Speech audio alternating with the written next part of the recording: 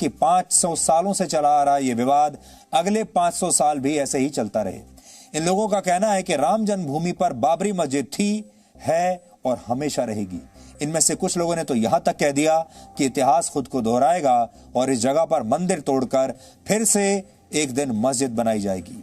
ये वही लोग हैं जो आजादी के बाद 70 साल तक पहले संविधान की दुहाई देते रहे, लोकतंत्र की दुहाई देते रहे, धर्मनिरपेक्षता की दुहाई देते रहे, लेकिन जब लोकतांत्रिक और संवैधानिक तरीके से इस विवाद का निपटारा सुप्रीम कोर्ट में हो गया तो यही लोग अब संविधान को और सुप्रीम कोर्ट के आदेश को भी मानने से इनकार कर रहे हैं। इससे पहले कहते थे कि संविधान खतरे में है।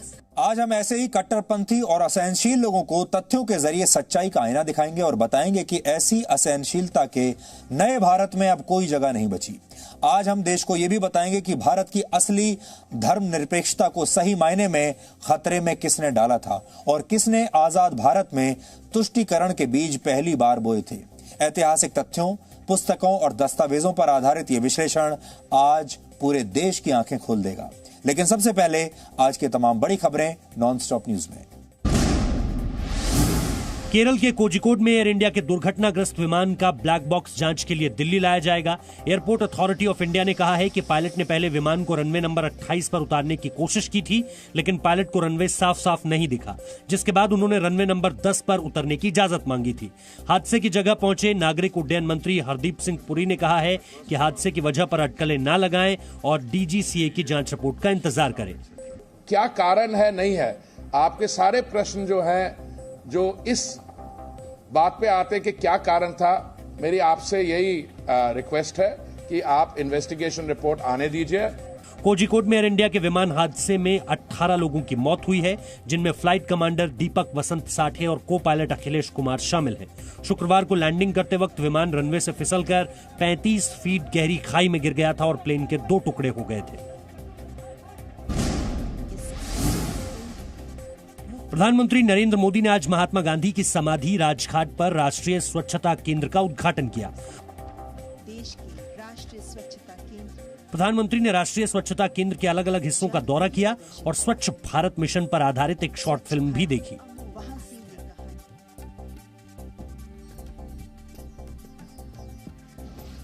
प्रधानमंत्री ने 36 स्कूली छात्रों से बात भी की।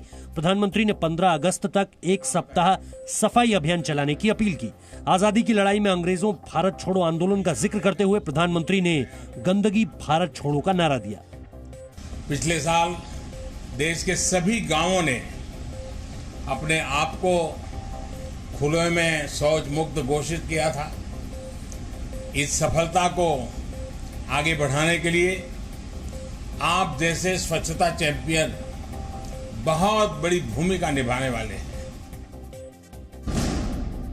अभिनेता सुशांत सिंह राजपूत की मौत के मामले में प्रवर्तन निदेशालय ने आज एक्टर रिया चक्रवर्ती के भाई शोविक से पूछताछ की।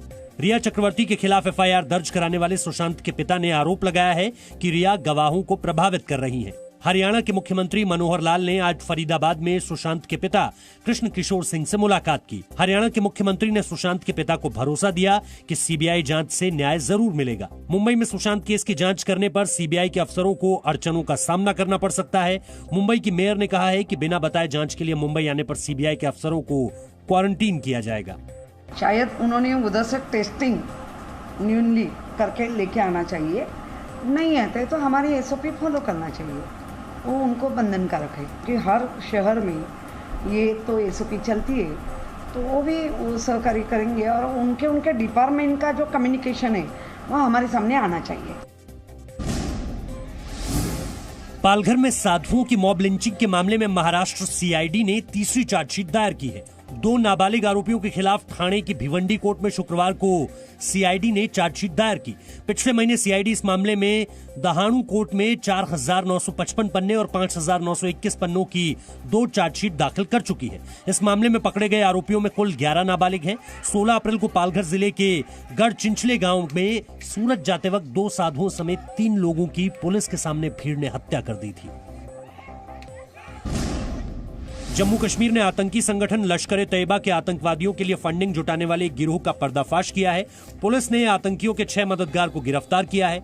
जम्मू कश्मीर पुलिस के आईजी ने बताया कि टेरर फंडिंग के आरोपी बड़े आतंकी हमले की साजिश बना रहे थे। फर्दर पूछताछ के दौरान इसने कई और खुलासे किए और इन खुलासे की बुनियाद पे हमने 5 और लश्कर-ए-तैयबा से जुड़े हुए लोगों को गिरफ्तार किया। पुलिस ने पकड़े गए लोगों से 12 लाख रुपए भी बरामद किए हैं, जिसे वो अमृतसर की अटारी बॉर्डर से लेकर आए थे। सोशल मीडिया पर फर्जी फॉलोअर्स और लाइक के मामले में रैप सिंगर बादशाह ने मुंबई क्राइम ब्रांच से पूछताछ में चौंकाने वाले खुलासे किए हैं। रैप सिंगर बादशाह ने क्राइम ब्रांच को बताया है कि उसने अपने गाने पागल है के लिए फेक फॉलोअर्स बढ़ाने के लिए एक एजेंसी को 75 लाख रुपए दिए थे। बादशाह का दावा था कि उनके गाने को पहले ही दिन 7.5 करोड़ लोगों ने देखा है, लेकिन गूगल ने तब बादशाह के इस दावे को नहीं माना था। पालघर में साधुओं की मॉब लिंचिंग के मामले में महाराष्ट्र सीआईडी ने तीसरी चार्जशीट दायर की है। 2 नाबालिग आरोपियों के खिलाफ ठाणे की भिवंडी कोर्ट में शुक्रवार को सीआईडी ने चार्जशीट दायर की। पिछले महीने सीआईडी इस मामले में दहाणु कोर्ट में 4955। दिल्ली में कोरोना वायरस से संक्रमण की रफ्तार काबू में है। पिछले 24 घंटे में दिल्ली में संक्रमण के 1404 नए मामले मिले हैं। 1130 मरीज ठीक हुए हैं और 16 लोगों की मौत हुई है। दिल्ली में अब तक कोरोना वायरस से 1,44,127 लोग संक्रमित हुए हैं। 1,29,362 लोग कोरोना मुक्त हो चुके हैं, जिसके कारण दिल्ली में इस वक्त कोरोना के 10,667 एक्टिव केस हैं। नोएडा में आज उत्तर प्रदेश के मुख्यमंत्री योगी आदित्यनाथ ने 400 बिस्तर वाले कोविड-19 अस्पताल का उद्घाटन किया। फिलहाल अस्पताल में 250 बेड हैं, जिसे 400 बेड तक बढ़ाया जाएगा। अस्पताल में डायलिसिस यूनिट और लैब भी होगी।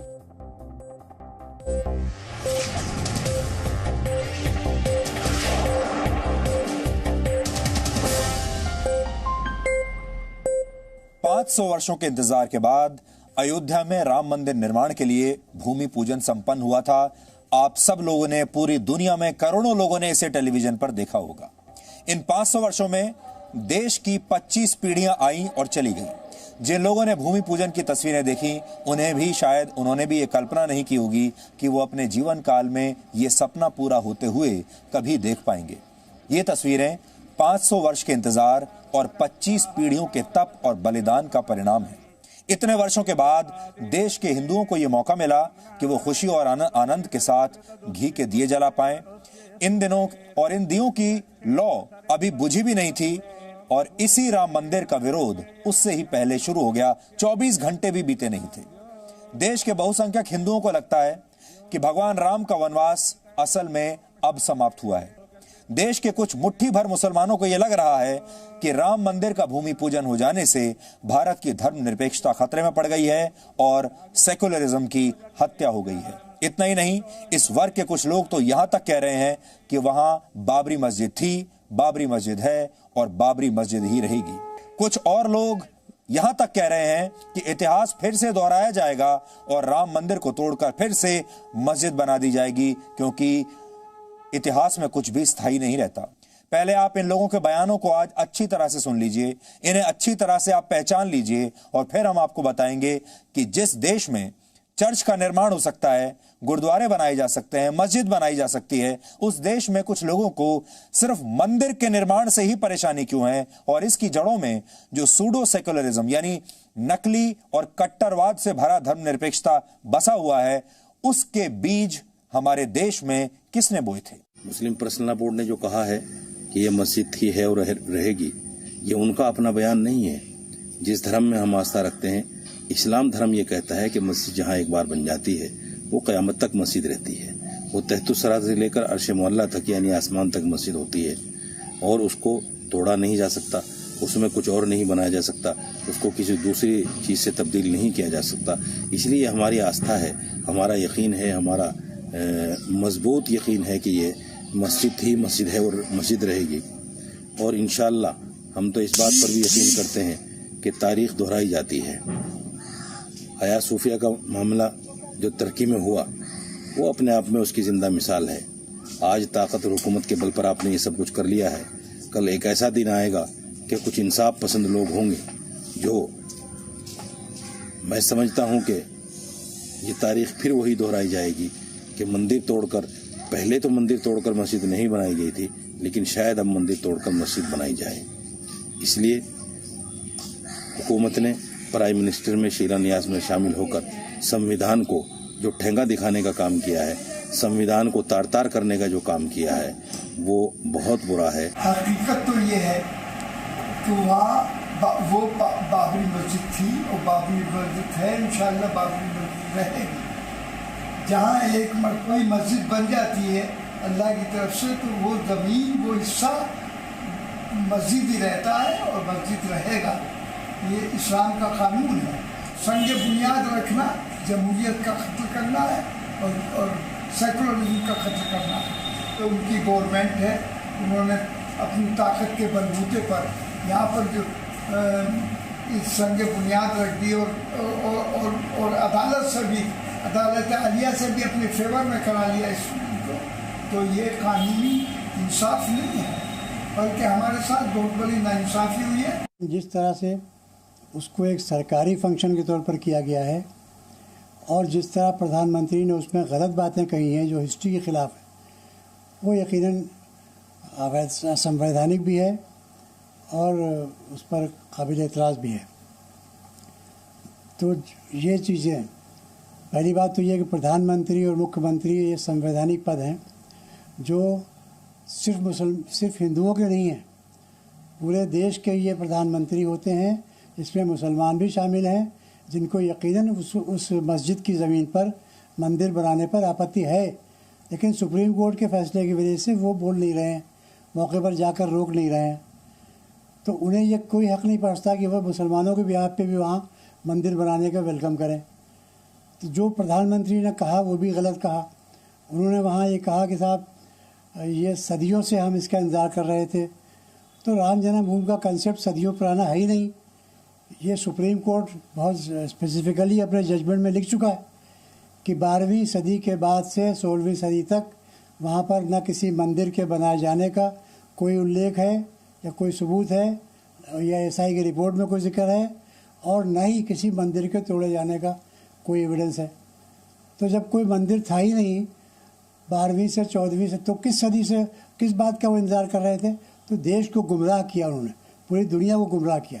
सुप्रीम कोर्ट का जो फैसला आया है वो इन लोगों ने दिल से माना ही नहीं।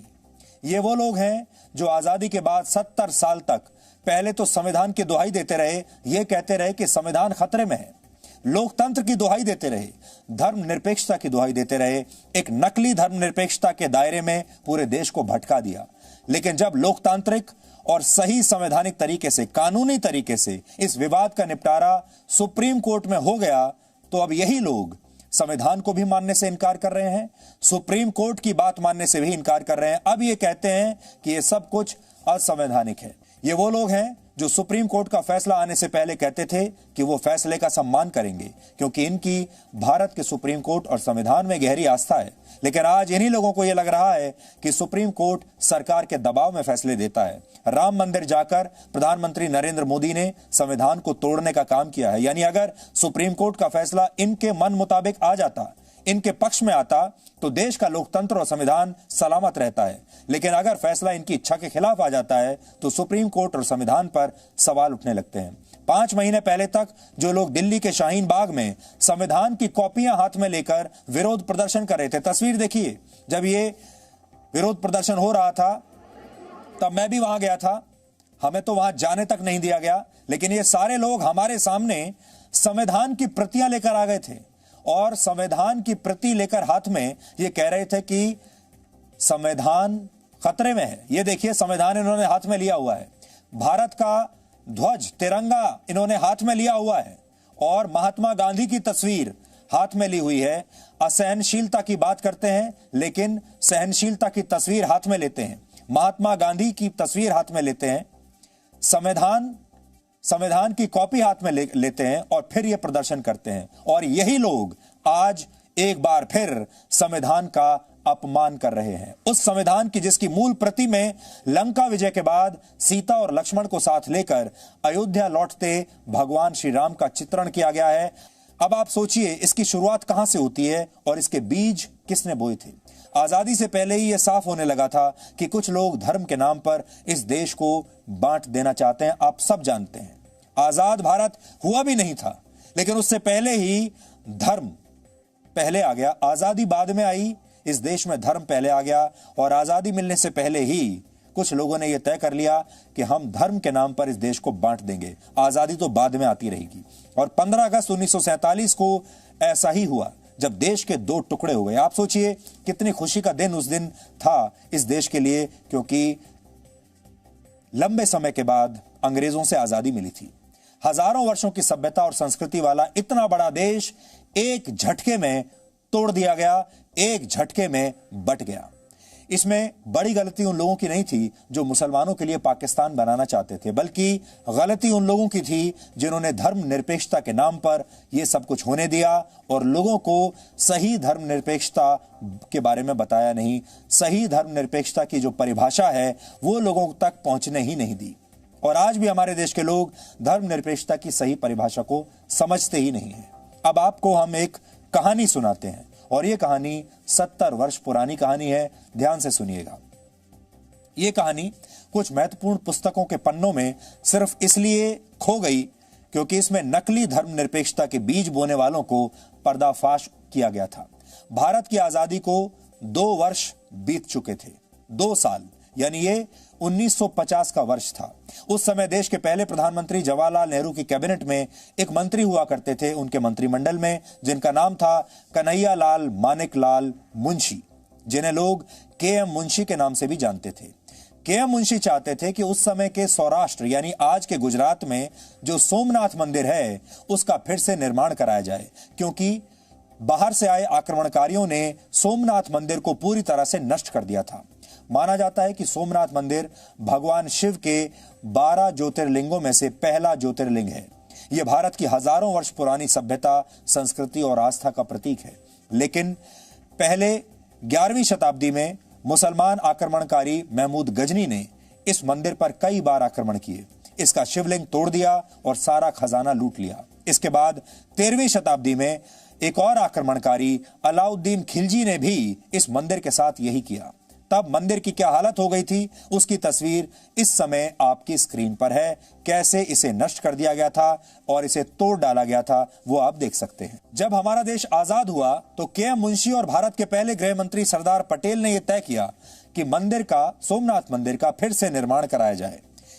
के.एम. मुंशी समेत कांग्रेस के कई बड़े नेता इसकी अनुमति लेने महात्मा गांधी के पास पहुंचे और महात्मा गांधी ने इसके लिए आशीर्वाद और अनुमति दोनों दे दिए। लेकिन क्या आप जानते हैं कि जवाहरलाल नेहरू सोमनाथ मंदिर के निर्माण के पक्ष में उस समय नहीं थे, और इसे लेकर जब के.एम. मुंशी और नेहरू के बीच बहस हुई तो नेहरू ने कहा कि वो सोमनाथ मंदिर के निर्माण से खुश नहीं है क्योंकि इससे हिंदुत्व का फिर से उदय हो जाएगा। ये बातें के.एम. मुंशी ने अपनी पुस्तक पिलग्रिमेज टू फ्रीडम में लिखी हैं। जिसे नेहरू हिंदुत्व का उदय कह रहे थे, उसे के.एम. मुंशी भारत के लोगों की सामूहिक चेतना का नाम दे रहे थे। यानी आजाद भारत के एक नेता को लगता था कि एक मंदिर के निर्माण से हिंदुत्व का उदय हो जाएगा और देश की अल्पसंख्यक आबादी को निराशा होगी, जबकि एक दूसरे नेता को यह लगता था कि इसमें हिंदू मुसलमान का सवाल ही नहीं है, क्योंकि यह तो सारे भारतीयों की सामूहिक इच्छा का विषय है और इसमें हिंदू और आजादी के बाद भारत को चुनने वाले मुसलमान भी शामिल हैं।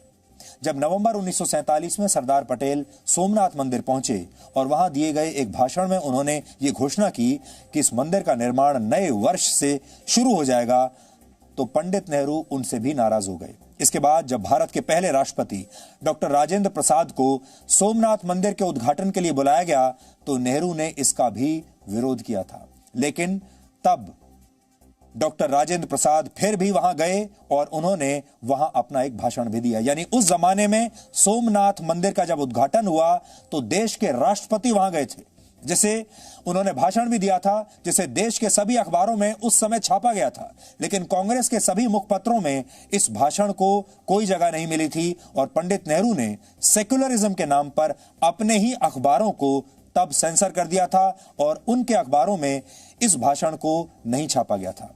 आज जवाहरलाल नेहरू या उनका परिवार तो सत्ता में नहीं है, लेकिन जो लोग राम मंदिर का विरोध कर रहे हैं उनके बयानों को सुनकर आपको यही कहानी आज भी चरितार्थ होती हुई प्रतीत होगी। यानी 73 वर्षों में सब कुछ बदल गया। अगर कुछ नहीं बदला तो वो है नकली धर्मनिरपेक्षता और ये तुष्टीकरण की राजनीति। आपको हैरानी तो होगी, लेकिन राम मंदिर पर जो बयान देश के एक विशेष वर्ग के लोग दे रहे हैं, वैसा ही बयान पाकिस्तान ने भी दिया है। पाकिस्तान ने कहा है कि भारत के सुप्रीम कोर्ट का फैसला गलत है और भारत में मुसलमानों को दबाया जा रहा है और अल्पसंख्यकों से उनके धार्मिक स्थलों को छीना जा रहा है। यह कितना बड़ा संयोग है कि 7 दशक पहले भी भारत को बांटने की पटकथा पाकिस्तान बनाने वालों ने ही लिखी थी और आज भी देश को बांटने की पटकथा पाकिस्तान ही लिख रहा है और उस स्क्रिप्ट को पढ़ने का काम हमारे ही देश के कुछ लोग करते हैं। 5 अगस्त को हिंदुस्तान ने 370A को खत्म करके कश्मीरियों के लिए जीना और हराम कर दिया और जो आजादी के मतवाले अपनी जान हथेलियों पर रख के अपनी आजादी की जिद्दोजहद कर रहे थे, उनके लिए और मुश्किलात पैदा कर दी। और उसी दिन का इंतखाब अयोध्या की बाबरी मस्जिद को राम मंदिर में तब्दील करने का फैसला किया। और ये मोदी सरकार ने 30 साल पहले जब अयोध्या आया तो ये बात कही और 30 साल से इन बुतों की तैयारी थी और इस बाबरी मस्जिद को मंदिर में तब्दील करने का सिलसिला जारी था। और ये काम हिंदुस्तान के हर सियासतदान ने, बाबरी मस्जिद पर हिंदू सियासतदान ने सियासत की। लेकिन आज हिंदुस्तान एक रामनगर बन गया है। आज हिंदुस्तान श्री राम के हिंदू दत्त का एक मुल्क बन गया और वो सेकुलर हिंदुस्तान जिसमें आजादी और असूल और मजहबी रवादारी की बात थी, वो दम तोड़ गया है। वर्ष 1947 में भारत तो आजाद हो गया, लेकिन तब भी हमारे देश में 565 ऐसी रियासतें थीं जिन्हें भारत में रहने, पाकिस्तान के साथ जाने या फिर स्वतंत्र रहने का विकल्प दिया गया था। 3 विकल्प इनके पास थे, भारत में मिल जाएं, पाकिस्तान से मिल जाएं या आजाद रहें। ऐसी ही एक रियासत थी जिसका नाम था जूनागढ़ और जूनागढ़ के शासक का नाम था नवाब महाबत खान। जूनागढ़ में बहुसंख्यक आबादी हिंदुओं की थी और इसकी पाकिस्तान से कोई सीमा भी नहीं मिलती थी, लेकिन फिर भी जूनागढ़ के नवाब ने यह तय किया कि वो अपनी रियासत का विलय पाकिस्तान के साथ करेंगे। तो सोचिए, एक ऐसी रियासत जिसमें बहुसंख्यक आबादी हिंदुओं की है लेकिन राज है मुस्लिम का, और उसने ये तय किया कि वो भारत नहीं पाकिस्तान के साथ मिलेंगे। सरदार पटेल को यह बात पसंद नहीं आई और भारत ने अपनी सेना भेजने की तैयारी वहां पर कर ली। इस बीच 20 फरवरी 1948 को जूनागढ़ में एक जनमत संग्रह करवाया गया जिसमें 1,90,870 लोगों ने हिस्सा लिया। फिर से सुन लीजिए, 1,90,870 लोगों ने हिस्सा लिया। समझ लीजिए लगभग 2 लाख लोगों ने इसमें हिस्सा लिया और इनमें से 2 लाख में से सिर्फ 91 लोगों ने पाकिस्तान के साथ विलय के पक्ष में मतदान किया और बाकी के सभी लोगों ने भारत के साथ रहने की इच्छा जताई। जब यह सब कुछ हो रहा था, उससे पहले ही जूनागढ़ के नवाब पाकिस्तान के कराची में पहुंच गए और अपने साथ अपनी विरासत की संपत्ति का एक बहुत बड़ा हिस्सा भी पाकिस्तान ले गए। उसी समय हैदराबाद में भी कुछ ऐसी ही स्थिति थी। वहां के नवाब अपना स्वतंत्र अलग आजाद राज्य बनाना चाहते थे। इसके लिए हैदराबाद के नवाब मीर उस्मान अली खान ने अपनी एक प्राइवेट निजी सेना भी तैयार कर ली थी लड़ाई करने के लिए। इसके बाद भारत ने हैदराबाद में अपनी सेना उतार दी और हैदराबाद का विलय भारत में हो गया। हैदराबाद और जूनागढ़ में शासक मुसलमान थे लेकिन बहुसंख्यक आबादी हिंदू थी। फिर भी इन लोगों ने आजाद रहने और पाकिस्तान के साथ जाने का फैसला किया, जबकि आबादी कुछ और कह रही थी। यही वजह थी कि सरदार पटेल कश्मीर को लेकर कोई खतरा मोल नहीं लेना चाहते थे। कश्मीर की बहुसंख्यक आबादी मुसलमान थी जबकि शासक हिंदू था और सरदार पटेल ने समय रहते ही कश्मीर का विलय भारत में तब करा दिया था। लेकिन राम मंदिर के निर्माण की पीड़ा पाकिस्तान को भी बहुत हो रही है और पाकिस्तान ने एक नया राजनीतिक नक्शा जारी करते हुए अब जूनागढ़ और कश्मीर को अपना हिस्सा बताकर एक नया नक्शा जारी कर दिया है जिसमें जूनागढ़ और कश्मीर दोनों को पाकिस्तान का हिस्सा बनाया गया है। कश्मीर पर पाकिस्तान की सोच से सब वाकिफ हैं, लेकिन जूनागढ़ पर पाकिस्तान का दावा हैरान करने वाला है। और विडंबना यह है कि जिस सोमनाथ मंदिर को आक्रमणकारियों ने तबाह किया, नष्ट किया और जिसके निर्माण के विरोध में जवाहरलाल नेहरू भी थे, वही मंदिर आजादी से पहले जूनागढ़ रियासत का ही हिस्सा हुआ करता था। यानी इतिहास सिर्फ खुद को दोहराता ही नहीं है बल्कि हमें पुराने अनुभवों से बहुत कुछ सीखने और समझने का अवसर भी देता है।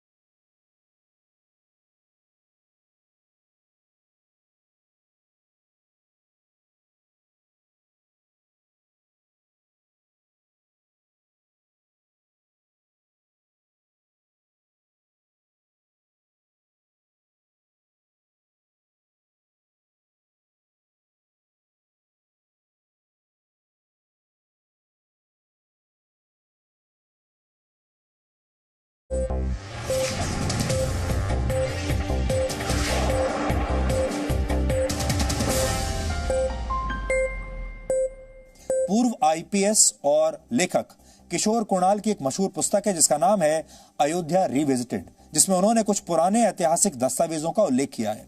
ऐसे ही एक दस्तावेज में वर्ष 1886 से 1889 तक आर्कियोलॉजिकल सर्वे ऑफ इंडिया के डायरेक्टर जनरल रहे जेम्स बर्जेस ने लिखा है कि सरयू नदी के किनारे बसे त्रेता का ठाकुर मंदिर से संस्कृत में लिखे कुछ शिलालेख मिले हैं। इस मंदिर को राजा जयचंद्र ने सन 1241 में बनवाया था और बाद में औरंगजेब ने इसे तोड़कर यहां मस्जिद बना दी। ऐसा ही बाबर ने राम मंदिर के साथ भी किया था, यानी भगवान राम और दूसरे देवी देवताओं को समर्पित अयोध्या नगरी के मंदिरों को बार बार तोड़कर इतिहास को बदलने की कोशिश की गई। फिर भी कुछ लोग कहते हैं कि यहां मस्जिद थी, है और रहेगी, और हो सकता है कि उनके दिमाग में यही बात रहे और वो कभी भी राम मंदिर को स्वीकार कर ही ना पाए। 7वीं शताब्दी में चीन के एक बहुत मशहूर दार्शनिक, जिनके बारे में आपने भी पढ़ा होगा, हुएनसांग भारत आए थे। उन्होंने अपनी भारत यात्रा का जिक्र करते हुए प्राचीन शहर साकेत के बारे में लिखा था, जिसे राजा दशरथ की राजधानी कहा जाता था, और इसी शहर को आज अयोध्या कहा जाता है। इसे लेकर थोड़ा विवाद भी है, क्योंकि कुछ इतिहासकारों के मुताबिक अयोध्या और साकेत अलग अलग शहर थे, लेकिन उन्होंने यहां राजा हर्ष के समय में मंदिरों की मौजूदगी की बात अपनी पुस्तकों में लिखी है। इसके अलावा 17वीं शताब्दी में एक अंग्रेज व्यापारी विलियम फिंच ने भी अयोध्या में भगवान राम की पूजा किए जाने का जिक्र किया था, और उनके लेखन में बाबरी मस्जिद का जिक्र कहीं नहीं था। यानी आखिरी बार अयोध्या में राम मंदिर का निर्माण वर्ष 1184 में हुआ था, और राम मंदिर की यह लड़ाई 500 वर्ष नहीं बल्कि 800 वर्ष पुरानी है। लेकिन हिंदू मंदिर को नष्ट करके मस्जिद बनाने का काम सिर्फ अयोध्या में ही नहीं हुआ, बल्कि ऐसा पूरे देश में किया गया। ऐतिहासिक तथ्यों से यह पता चलता है कि जनवरी 1670 में रमजान के महीने में औरंगजेब ने मथुरा के एक बहुत प्रसिद्ध मंदिर को तोड़ने का आदेश दिया था, और इस मंदिर का नाम है केशर राय मंदिर, जिसे ओरछा के राजा बीर सिंह बुंदेला ने उस जमाने में 33 लाख रुपए में बनवाया था। इसके अलावा आज हम अपने रिसर्च जब हम कर रहे थे तो हमें यह भी पता चला कि वाराणसी की ज्ञानवापी मस्जिद भी काशी विश्वनाथ मंदिर को तोड़कर बनाई गई थी। मथुरा की शाही ईदगाह भी कृष्ण जन्मभूमि मंदिर की जगह पर बनी है। अहमदाबाद की जामा मस्जिद भद्रकाली मंदिर के स्थान पर बनी है। इसी तरह मध्य प्रदेश के धार में मौजूद भोजशाला कमाल मौला मस्जिद के बारे में कहा जाता है कि यह देवी सरस्वती का मंदिर हुआ करता था, और इसकी जगह पर मस्जिद बनाई गई। इस मस्जिद की देखरेख आर्कियोलॉजिकल सर्वे ऑफ इंडिया द्वारा की जाती है, और हिंदुओं को यहां मंगलवार और बसंत पंचमी के दिन पूजा करने की इजाजत भी दी जाती है, और मुसलमान यहां हर शुक्रवार को नमाज पढ़ सकते हैं। यह है लोकतंत्र का असली चेहरा। इसी तरह श्रीनगर की जामिया मस्जिद के बारे में कहा जाता है कि यहां पहले तारापेदा मंदिर हुआ करता था, जिसे कश्मीर के शाह मीरी वंश के छठे सुल्तान सिकंदर बुत शिकन ने 15वीं सदी में तोड़कर वहां पर मस्जिद बना दी थी। ऐतिहासिक तथ्य बताते हैं कि जम्मू और कश्मीर पहले हिंदू बाहुल्य क्षेत्र हुआ करता था, लेकिन 14वीं शताब्दी में हिंदुओं का दमन शुरू हो गया। मुगलों के दौर में भी बहुत बड़े पैमाने पर वहां हिंदुओं का धर्मांतरण हुआ। बड़े और प्रसिद्ध हिंदू मंदिरों को तोड़ दिया गया, नष्ट कर दिया गया, और बहुत से मंदिरों को तोड़ने की कोशिश हुई, लेकिन मजबूती की वजह से ये पूरी तरह से नष्ट नहीं हुए। उस जमाने के मंदिर इतने मजबूती के साथ बनाए गए थे, और आज भी इन मंदिरों के खंडर मौजूद हैं। इनमें से कई प्राचीन मंदिर खंडर बन चुके हैं। ये खंडर आज भी अपने गौरवशाली इतिहास की गवाही दे रहे हैं। अगर आप जम्मू कश्मीर में जाएंगे तो आपको बहुत सारे मंदिर मिलेंगे। जम्मू और कश्मीर की राजधानी श्रीनगर में 2200 वर्ष पुराना शंकराचार्य मंदिर आज भी मौजूद है। मारतंड मंदिर कश्मीर का सबसे प्रसिद्ध प्राचीन मंदिर है। अनंतनाग जिले में मौजूद यह मंदिर करीब 1200 वर्ष पुराना है, और कश्मीर घाटी के बारामूला जिले में मौजूद शंकर गौरी ईश्वर मंदिर करीब 1000 वर्ष पुराना बताया जाता है। कश्मीर के राजनीतिक और धार्मिक इतिहास की तह तक जाने की कोशिश कई लेखकों और इतिहासकारों ने की है, लेकिन कश्मीर पर सबसे पुरानी और भरोसेमंद रचना राज तरंगिणी को माना जाता है, जिसे कश्मीर के मशहूर कवि कल्हण ने लिखा था। माना जाता है कि राज तरंगिणी की रचना वर्ष 1147 से 1149 के बीच की गई थी। इसमें कल्हण लिखते हैं कि कश्मीर घाटी पहले एक विशाल झील थी, जिसे कश्यप ऋषि ने बारामूला की पहाड़ियां काटकर खाली किया था। राज तरंगिणी के अनुसार श्रीनगर शहर को सम्राट अशोक ने बसाया था और यहीं से बौद्ध धर्म पहले कश्मीर घाटी में और फिर मध्य एशिया, तिब्बत और चीन तक पहुंचा। कल्हण अपनी रचना में भारत पर महमूद गजनवी के आक्रमण और कश्मीर में इस्लाम की शुरुआत का भी उल्लेख करते हैं। यानी पौराणिक इतिहासकारों से लेकर आधुनिक इतिहासकार तक सब ये मानते हैं कश्मीर में हिंदू धर्म की जड़ें बहुत गहरी रही हैं। 14वीं शताब्दी में सूफीवाद कश्मीर पहुंचा। शुरुआत में वहां की हिंदू संस्कृति को कोई नुकसान नहीं पहुंचाया गया, लेकिन बाद में धीरे धीरे हिंदुओं के धर्मांतरण की शुरुआत हुई। 7वीं शताब्दी से लेकर 13वीं शताब्दी तक कश्मीर पर कई हिंदू राजाओं का शासन रहा। भारत में 73 वर्षों तक अल्पसंख्यकों का तुष्टीकरण किया गया।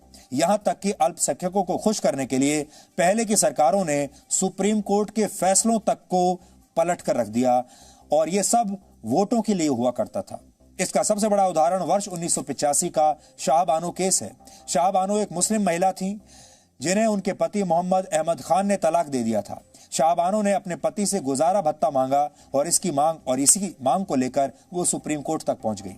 सुप्रीम कोर्ट ने शाहबानो के पक्ष में फैसला सुनाया और कहा कि उन्हें गुजारा भत्ता मिलना चाहिए, लेकिन तत्कालीन कांग्रेस सरकार ने इस फैसले को पलट दिया और नया कानून बना दिया, जिसके मुताबिक पत्नी को गुजारा भत्ता देने की जिम्मेदारी उसे तलाक देने वाले पति की जगह उसके रिश्तेदारों पर डाल दी गई। उस समय देश के प्रधानमंत्री राजीव गांधी थे, लेकिन ऐसा करके भी कांग्रेस को देश की धर्मनिरपेक्षता पर कोई खतरा मंडराता हुआ नजर नहीं आया और कांग्रेस ने यह सोचा कि अगर हम मुसलमानों के पर्सनल लॉज को सुप्रीम कोर्ट से ऊपर रखेंगे तो इस देश का मुस्लिम समाज खुश हो जाएगा और खुश होके, क्योंकि हम सुप्रीम कोर्ट का फैसला पलट रहे हैं, खुश होकर देश के सारे मुसलमान हमें चुनाव में वोट दे देंगे और हम जीत जाएंगे।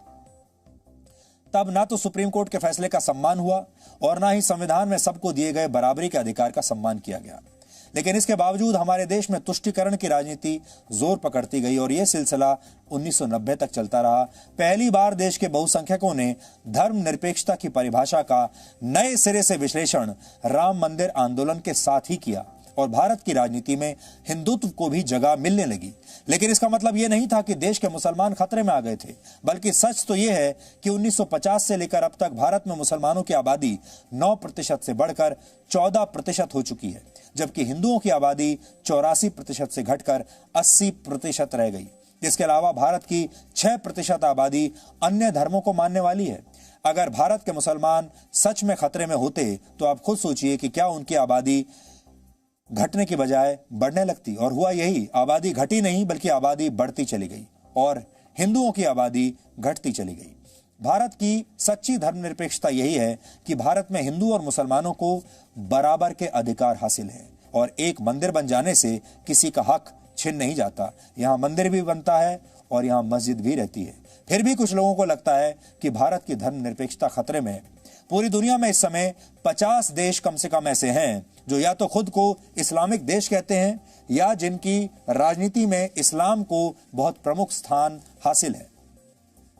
इन देशों में भी अल्पसंख्यक रहते हैं, लेकिन जब इन देशों का कोई नेता मस्जिद जाता है तो किसी को इससे कोई परेशानी नहीं होती, कोई चुनौती नहीं देता। इतना ही नहीं, जब दुनिया के सबसे पुराने लोकतंत्र अमेरिका के राष्ट्रपति डोनाल्ड ट्रंप हाथ में बाइबल उठाते हैं तब भी कोई सवाल नहीं उठाता। जब पाकिस्तान के प्रधानमंत्री इमरान खान मस्जिद जाकर नमाज पढ़ते हैं तो कोई ये नहीं कहता कि पाकिस्तान के हिंदू खतरे में आ गए हैं। इसी तरह रशिया के राष्ट्रपति व्लादिमीर पुतिन भी चर्च जाते हैं। टर्की के राष्ट्रपति अर्दोआन उस मस्जिद में नमाज पढ़ते हैं जो पहले चर्च और म्यूजियम हुआ करती थी। लेकिन इस पर भारत में बैठे लिबरल्स, बुद्धिजीवी, पत्रकार और मुसलमानों का एक वर्ग कुछ नहीं बोलता। लेकिन जब हिंदू धर्म को मानने वाला एक प्रधानमंत्री राम मंदिर के भूमि पूजन में जाकर अपनी आस्था प्रकट करता है तो सबको भारत की धर्मनिरपेक्षता खतरे में नजर आने लगती है। यह फर्क है भारत में और दूसरे देशों में।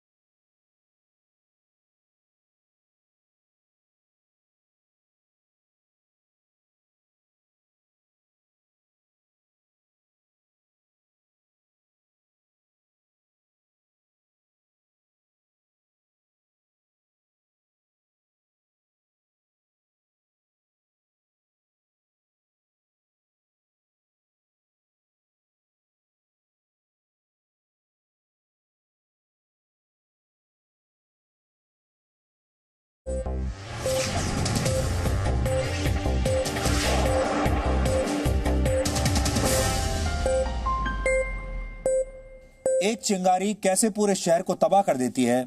लेबनान की राजधानी बेरूत इसका सबसे बड़ा उदाहरण है। बेरूत में 2 दिन पहले ऐसा धमाका हुआ है जिससे पूरा शहर उजड़ गया। इसे सदी का सबसे बड़ा धमाका भी कहा जा रहा है और इस धमाके की तस्वीरों की तुलना जापान के हिरोशिमा और नागासाकी की तस्वीरों से की जा रही है, जहां से 75 वर्ष पहले अमेरिका ने परमाणु बम गिराया था। उतना ही जबरदस्त धमाका था ये। बेरूत में परमाणु विस्फोट तो नहीं हुआ, लेकिन वहां पर धमाका परमाणु विस्फोट की तरह का ही था।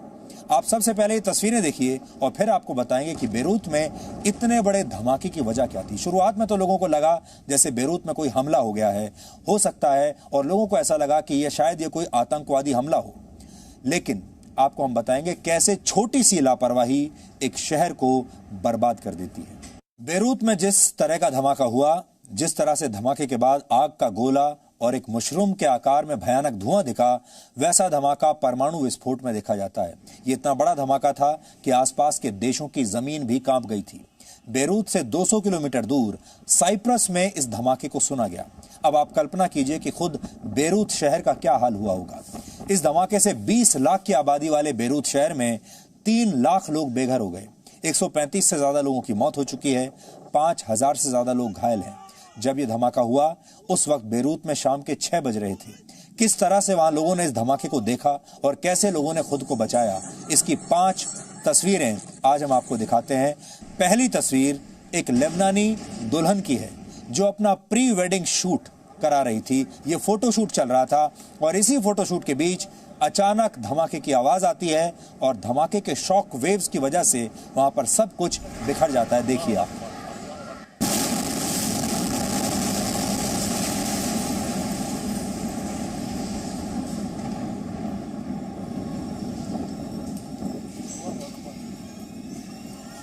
अब दूसरी तस्वीर देखिए जिसमें ठीक धमाके के वक्त घर में काम कर रही एक मेड ने एक छोटी बच्ची को कैसे बचाया।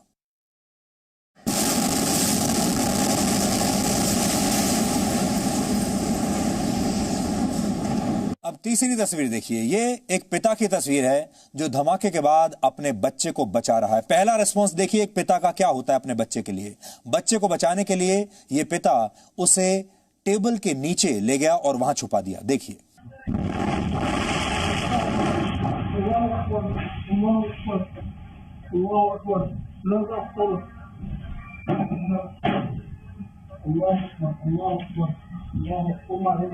चौथी तस्वीर एक कार से उस वक्त ली गई जब बेरूत बंदरगाह पर आग और धुआं दिख रहा था और तभी एक भयानक धमाका हुआ और इस धमाके से इस कार के शीशे भी टूट गए।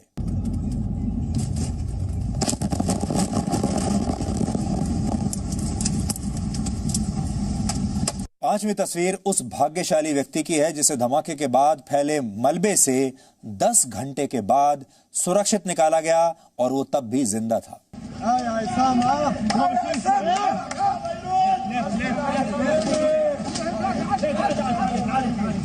ये तस्वीरें इस भयानक धमाके और इसके बीच लोगों के संघर्ष की प्रतीक हैं। लेकिन बेरूत में धमाका हुआ कैसे? धमाके की वजह क्या थी? क्या यह कोई आतंकवादी हमला था जैसा कि लोगों ने शुरू में सोचा? आज आप सबके लिए जानना भी जरूरी है और इसमें बहुत बड़ी सीख भी है। असल में इस धमाके के पीछे एक बहुत बड़ी लापरवाही थी जिसने पूरे शहर को बर्बाद कर दिया। बेरूत शहर के बंदरगाह पर एक गोदाम में करीब 2750 टन अमोनियम नाइट्रेट रखा हुआ था जिसमें आग लगने से इतना बड़ा धमाका हुआ। अमोनियम नाइट्रेट एक औद्योगिक केमिकल होता है जिसका इस्तेमाल खाद बनाने के लिए किया जाता है, फर्टिलाइजर्स के लिए किया जाता है और जिसे खदानों में खनन के लिए विस्फोटक की तरह भी इस्तेमाल किया जाता है। खानों में जब ब्लास्ट किए जाते हैं तब भी इसका इस्तेमाल होता है, माइंस में ब्लास्ट करने के लिए। बेरूत के धमाकों में बड़ी लापरवाही ये थी कि वहां के बंदरगाह के एक वेयर हाउस में यानी एक गोदाम में 2750 टन अमोनियम नाइट्रेट पिछले 7 वर्षों से ऐसे ही रखा हुआ था, लेकिन इसकी सुरक्षा को लेकर कोई सावधानी नहीं बरती गई और ना ही इसके बारे में किसी को कोई जानकारी थी। इतना अमोनियम नाइट्रेट रशिया के एक समुद्री जहाज के जरिए वर्ष 2013 में बेरूत पहुंचा था, यानी 7 साल पहले। यह जहाज मोजाम्बिक जा रहा था, लेकिन पैसे की तंगी की वजह से ये लोग जहाज को बेरूत में ही छोड़कर चले गए। इस जहाज में रखे अमोनियम नाइट्रेट को तब बेरूत बंदरगाह के एक गोदाम में रख दिया गया और तब से ये वहीं पर था और इसे सुरक्षित रखने के लिए किसी ने कोई कदम भी नहीं उठाए और उसी की वजह से यह धमाका हुआ। इस धमाके की वजह से बेरूत शहर को करीब 75,000 करोड़ रुपए का नुकसान एक दिन में ही हो गया, जो पूरे लेबनान की जीडीपी का लगभग 17% है। बेरूत के गवर्नर ने तो यहां तक कहा है कि यह धमाका जापान के हिरोशिमा और नागासाकी के परमाणु विस्फोट की तरह था। बेरूत की तबाही को देखकर बेरूत के गवर्नर कैमरे के सामने ही रोने लगे। بهيروشيما وناكازاكي هذا يذكرني ما شفت بحياتي دمار بهالكبر وبهالوسع وبهالنكبة. هيدي نكبة وطنية، هيدي يعني مصيبة على لبنان. يعني ما بنعرف كيف بدنا نطلع منها، ما بنعرف بهالأيام نحن كنا يا دوب نقدر نمشي واجتنا هالكارثة هيدي. يعني بدنا نضل قوايا، بدنا نضل نتمالك حالنا، نمتلك الشجاعة، بس كتير هالقد كتير فرد مرة على شعب.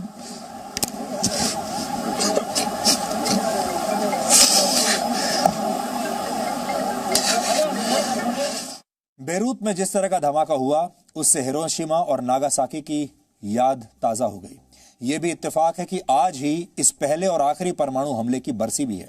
75 वर्ष पहले आज ही के दिन अमेरिका ने जापान के हिरोशिमा शहर पर परमाणु हमला किया था और इसमें उस समय 1,40,000 लोगों की मौत हो गई थी। 1,40,000 लोगों की मौत, जिसमें 70,000 लोगों की मौत तो परमाणु बम गिराने के तुरंत बाद हो गई थी।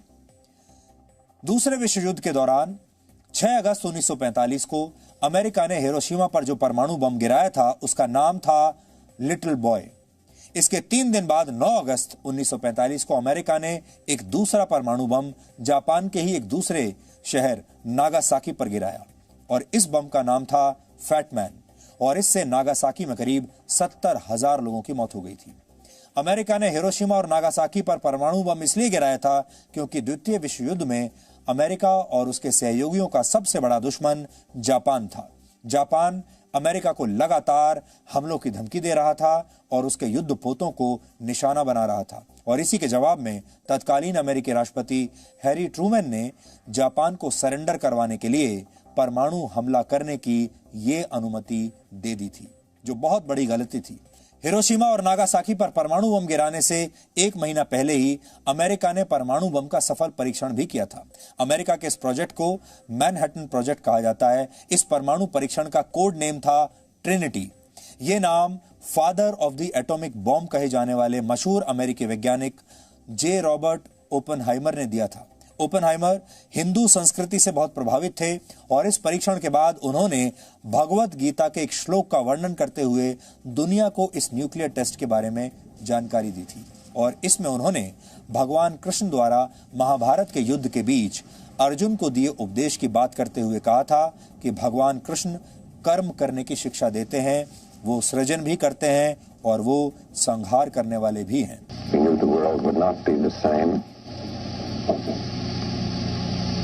Few people laughed, few people cried, most people were silent.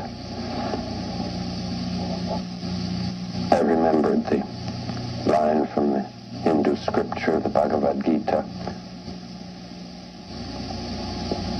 Vishnu